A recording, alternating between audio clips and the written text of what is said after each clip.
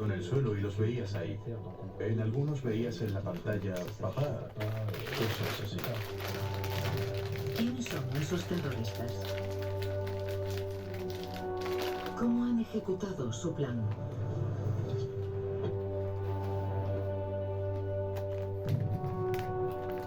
Hemos llevado a cabo una investigación sobre los atentados más mortales que ha visto Francia.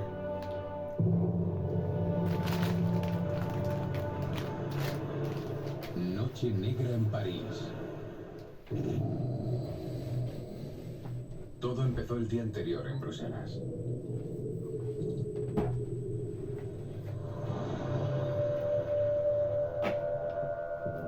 Son las 3 de la mañana. Dos coches, un Clio y un Seat León, salen del barrio de Molenbeek.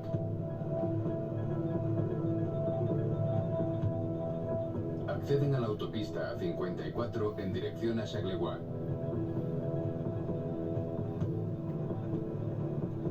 Ahí, en medio de la noche, el convoy para en un barrio conocido por alojar un intenso tráfico de armas y drogas. Los pasajeros de los dos coches pasan el resto de la noche y el día siguiente en una casa alquilada por un hombre considerado como el artificiero de los atentados de París. Najim Lasgaoui.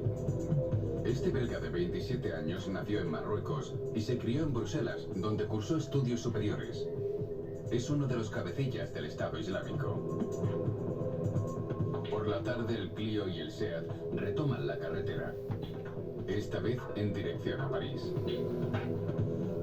Las cámaras de vigilancia de la autopista les graban cuando pasan por el peaje de Ogdan, a pocos kilómetros de la frontera. Otro coche, un Polo, ha pasado por ese mismo peaje media hora antes, y los tres vehículos llegan juntos a las afueras de París al caer la noche. Allí, la expedición se separa. El Polo se dirige hacia el apartahotel Alfortville, situado a orillas del Sena. Es una zona muy discreta. Los terroristas pasarán aquí la noche del 12 al 13 de noviembre. Esa noche piden unas pizzas y unos refrescos para cenar. Unas horas después, esos hombres se inmolarían. Esa sería su última cena. El Clio y el Seat, por su parte, llegarán a Bobigny. Aquí, unos días antes, los terroristas habían alquilado una casa situada junto a un barrio de viviendas sociales.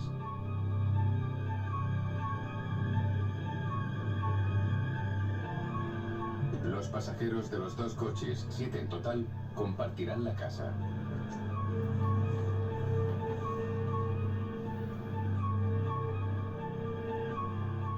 Cenan rápidamente y se pasan la noche comprobando por última vez sus chalecos explosivos. 10 en total, traídos de Bélgica. Unos chalecos parecidos a este. Estos chalecos de fabricación artesanal llevan cosidos unos paquetes de tornillos y pernos que saldrán disparados en el momento en el que el kamikaze presione el botón detonador. Todo debe estar listo para el día siguiente. Viernes 13 de noviembre. A las afueras de París, los terroristas están listos para entrar en acción. En Bobigny, 7 kamikazes se suben a un Seat León y a un Clio. En Alfortville, son 3 los que se suben en un Polo. 19:40. El primer coche, el Polo, se dirige al Bataclan. Sale del parking del apartahotel de Alfortville y conduce hacia París. A bordo, 3 hombres están preparados. Van armados con Kalashnikov y equipados con cinturones de explosivos. El segundo equipo parte de Bobigny a las 20:29 en dirección al Estadio de Francia. A bordo de este segundo coche, el Clio, van 4 hombres con cinturones de explosivos. El que va al volante se llama Salah Abdeslam. Es belga, tiene 26 años y es un desconocido para los servicios de policía franceses. Dentro de unas horas se convertirá en el terrorista más buscado de Europa. A las 20:38 el tercer coche, el Seat León, sale de Bobigny. Se dirige a los distritos 10 y 11 de París y a sus terrazas. A bordo hay 3 hombres: Brahim Abdeslam, Jackie Bakrou y un tal Abdelhamid Abaoud. Ellos también están listos para inmolarse. 3 coches, 10 hombres que sembrarán el terror y la muerte.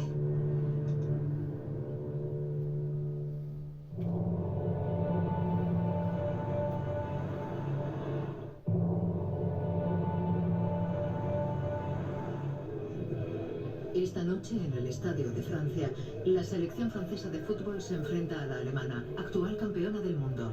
François Hollande también asistirá al partido. Mi deber es recibir al presidente de la República.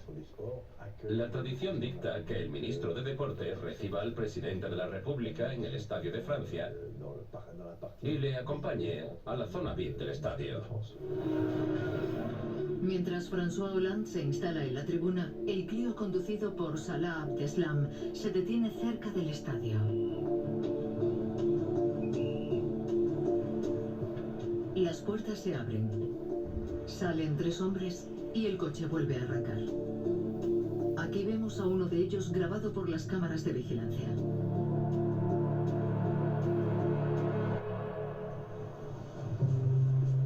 Salim es guardia de seguridad.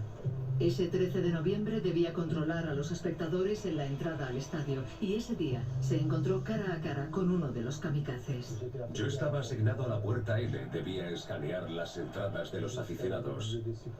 En ese momento estaba a tope, tenía una cola enorme delante, todo el mundo quería entrar. Entonces nos autorizaron a abrir las puertas y los espectadores empezaron a entrar.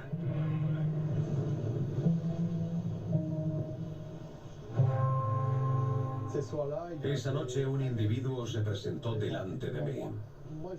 Me pareció alguien que quería entrar a ver el partido sin entrada. Y efectivamente, estuvo justo ahí, delante de mí, unos 10 minutos. Entonces el individuo me dijo: oiga, tengo prisa, me tenían que traer una entrada para acceder al campo, pero la persona no ha venido y tengo que entrar.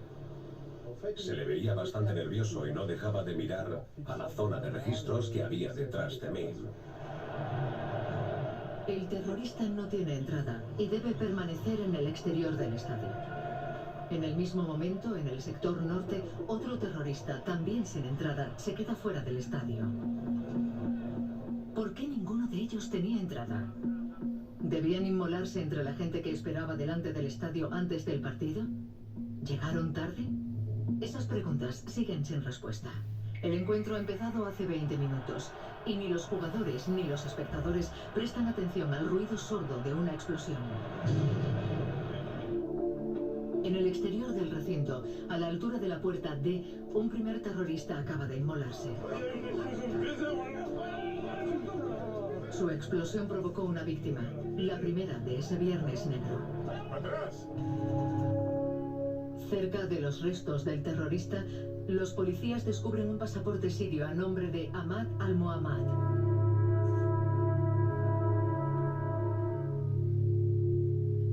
En París son las 21:25. En el distrito 10, otro coche, el Seat negro, baja por la calle Alibert. Se dirige hacia Le Cabillon y el Petit Cambodge.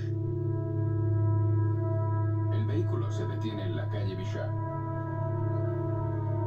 Un terrorista armado con un Kalashnikov sale por la puerta trasera de la derecha. Abre fuego contra 2 transeúntes que venían por el cruce y después se dirige hacia la puerta del Cabillón. Aquí dispara hacia el interior del bar antes de acribillar a los clientes que se encuentran en la terraza. El ruido de los disparos mezclado con los gritos creó un auténtico ambiente de guerra. Era realmente la guerra. El terrorista dirige entonces el arma hacia el Petit Cambodge.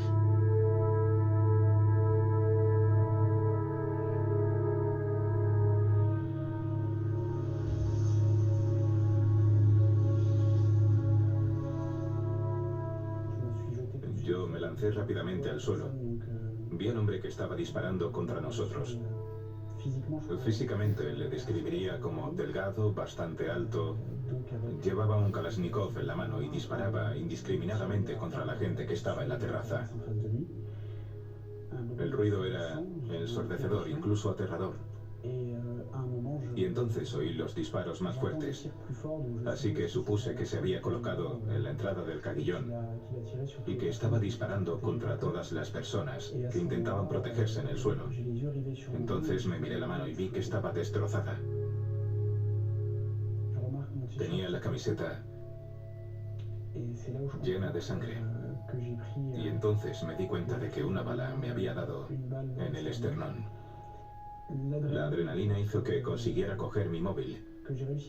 Llamé a mi novia y le dije que hablaba en serio, que estaba en un bar en el distrito 10 y que había habido un tiroteo, que me habían alcanzado 2 balas, una en la mano y otra en el pecho, y que la quería, que no sabía si saldría de allí y que no sabía lo que iba a pasar. El Hospital Saint-Louis, justo delante del Caguillón y del Petit Cambodge, recibe a las primeras víctimas. El Hospital Saint-Louis estaba en medio de un atentado. Es decir, estaba muy cerca y casi había sido víctima de ese atentado. Un cierto número de personas acudirían a nosotros, a veces llevados por otros o evacuados por medios improvisados. Llegaron los primeros heridos, pero aquí no estábamos acostumbrados a recibir a heridos de bala. Véronique, enfermera en el Saint-Louis, se unió a su servicio y trabajó toda la noche. Íbamos de un paciente a otro y no terminaban nada. Había charcos de sangre en la entrada de urgencias. Era apocalíptico. Todas las salas estaban abiertas. No había intimidad. Le decíamos a la gente, disculpe, pero tenemos que cortarle la ropa. Adelante, me da igual, adelante. En urgencias siempre hay mucho ruido, gente gritando, quejándose, suele ser muy ruidoso. Pero esa noche había una calma extraña, y eso que la gente tenía una razón de peso para gritar de dolor. Es cierto que la medicina de guerra es diferente. En el Caguillón hay otros heridos incapaces de desplazarse.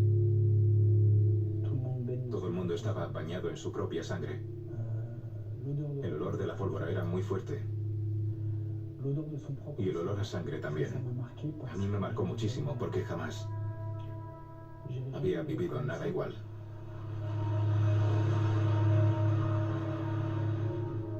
Los bomberos llegaron enseguida, unos 5 o 7 minutos después.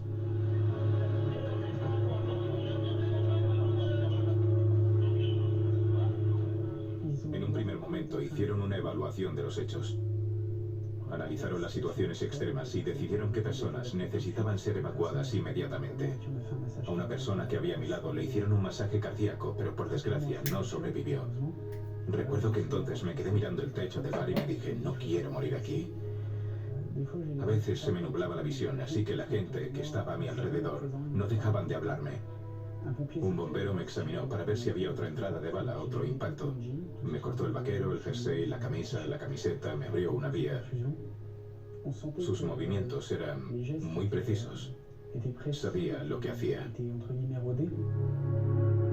En total, 15 personas murieron en el Caguillón y en el Petit Cambodge. Decenas de heridos fueron atendidos en los hospitales vecinos.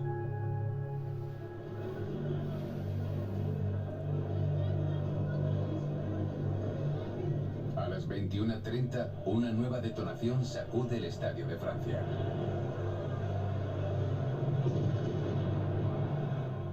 Segunda explosión, unos minutos más tarde. Yo la sentí más fuerte, puede que porque ya estaba inquieto por la primera. Mi mujer, que estaba justo detrás de mí, también sintió ese recelo. Además, un jugador del equipo francés se detuvo. Un segundo kamikaze se inmola junto al restaurante Benz, delante de la puerta H del estadio. Segunda explosión en el estadio de Francia. Segunda explosión. Corred, corred, largaos. ¡Fuera! Es un atentado. Ha sido una explosión muy fuerte. 2 explosiones. Hay un herido en el suelo. Un herido, sí. La explosión causa 7 heridos. Uno de ellos está en coma. Ya no hay ninguna duda. El estadio de Francia ha sufrido un ataque terrorista. Olía a azufre y a quemado. Ahí me di cuenta de que era algo muy serio. En ese momento pensé, ¿cómo vamos a evacuar a 70 u 80 mil personas? La situación es grave. El presidente de la República y sus ministros corren peligro. Las fuerzas del orden llegan en masa. Unos minutos más tarde, llegó un agente de seguridad del presidente que le habló al oído y dijo: ha pasado algo grave en el exterior del estadio. François Hollande se dirige a la central de seguridad. Está en contacto directo con el ministro del Interior, que le informa de la situación en la capital. El presidente pidió que sus 4 ministros se quedaran en la tribuna oficial, pensando que si toda la fila de oficiales, nuestros amigos alemanes, él mismo, si todo el palco se levantaba y se marchaba, lógicamente la gente en el estadio pensaría: ¿qué está pasando? Y podría provocar un ataque de pánico, una avalancha. Así que, de manera extremadamente estoica, después del descanso, pese a saber lo que estaba pasando en París, nos quedamos allí. Volvimos a nuestros asientos y nos quedamos en el campo hasta que acabó el partido.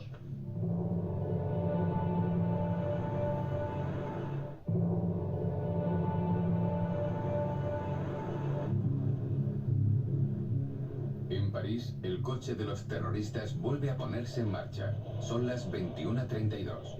Se han producido varias explosiones en Saint-Denis. Hay víctimas. Ha pasado cerca de la Plaza de la República. Hemos oído disparos hace menos de 10 minutos. Él o los agresores han disparado sus armas automáticas contra un restaurante y, según los primeros testimonios, el tiroteo ha provocado varios muertos y heridos. El coche de los 3 terroristas sube por la calle Bichat.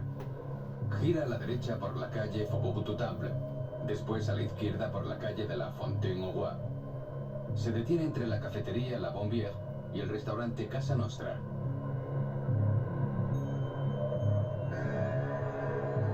Dos terroristas bajan del coche y disparan hacia la terraza.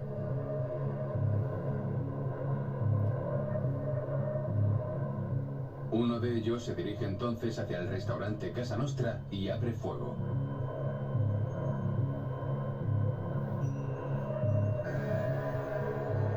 Las cámaras de vigilancia graban toda la escena.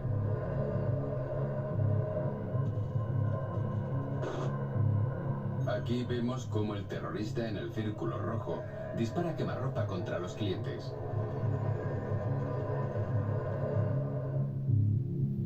En el momento en el que el terrorista tiene a 2 clientes a tiro, milagrosamente el arma se atasca. Nadie ha muerto. Pero en la cafetería de al lado, La Bombière, hay varias víctimas. Nadie tiene ni una oportunidad ante una potencia de fuego como esa. Nadie. Fue horrible. Negro.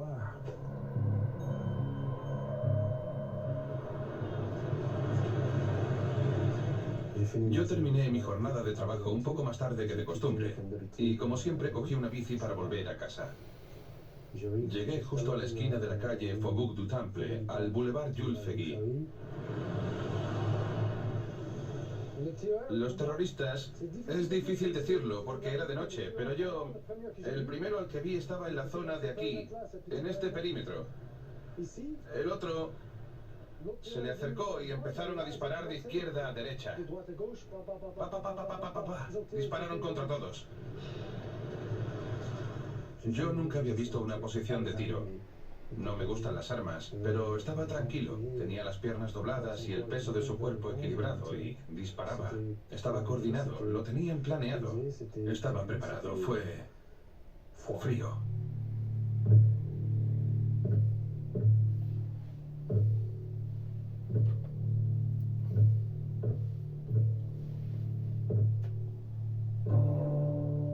Resulta Resulta aterradora la potencia de dos armas pesadas como esas en un espacio tan pequeño.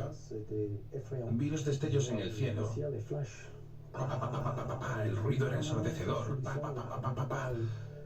Los segundos pasaban y pensé, qué largo, qué largo. Fue un minuto. Un minuto es una eternidad. ¿Cuántas balas? Ni lo sé. Había agujeros por todas partes, en la terraza, por todas partes. En este documento, grabado solo unos segundos después del ataque, vemos a Denis Corcoran con camisa a cuadros ayudando a un hombre herido en el tiroteo.